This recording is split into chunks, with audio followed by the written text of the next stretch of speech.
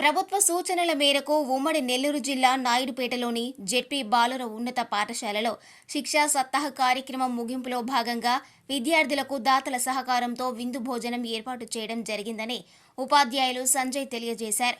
ప్రభుత్వం నూతనంగా ప్రభుత్వ పాఠశాలల్లో అన్ని అంశాలపై విద్యార్థులకు అవగాహన కల్పించే విధంగా శిక్షణ సప్తాహ కార్యక్రమాన్ని చేపట్టారు. ఈ కార్యక్రమం ముగింపు రోజున విద్యార్థులకు దాతల సహకారంతో విందు భోజనాలను ఏర్పాటు చేశారు. ఈ సందర్భంగా పట్టణంలోని జెడ్పీ బాలుర ఉన్నత పాఠశాలలో టీడీపీ నాయకులు పెన్నేపల్లి మాజీ సర్పంచ్ గాలి రమేష్ నాయుడు, తల్లిదండ్రులు గాలి మాధవ్ నాయుడు, గాలి రాధమ్మల జ్ఞాపకార్థంగా విద్యార్థులకు విందు భోజనాన్ని ఏర్పాటు చేశారు.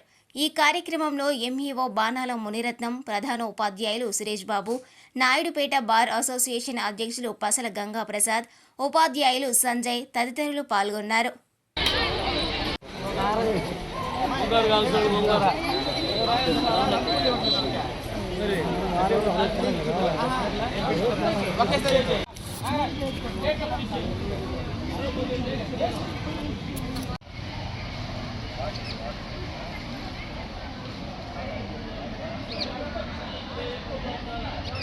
ఈరోజు నాయుడుపేట జడ్పీ బాయ్స్ పాఠశాలలో ప్రభుత్వ సూచన మేరకు శిక్షా సప్తాహ్ అనే 7 రోజుల కార్యక్రమాన్ని ప్రభుత్వం చేయమని ఆదేశించింది. ఆ కార్యక్రమంలో భాగంగా ఈరోజు చివరి రోజైన సోమవారం రోజు పిల్లలకి వనభోజనాల మాదిరి సుబుద్దీన్ భోజన్, తిథి భోజన్ అనే ఒక కార్యక్రమాన్ని చేయమని మాకు నిర్దేశించున్నారు. ఆ కార్యక్రమంలో భాగంగా పిల్లలందరికీ విందు భోజనాన్ని ఏర్పాటు చేయడం జరిగింది.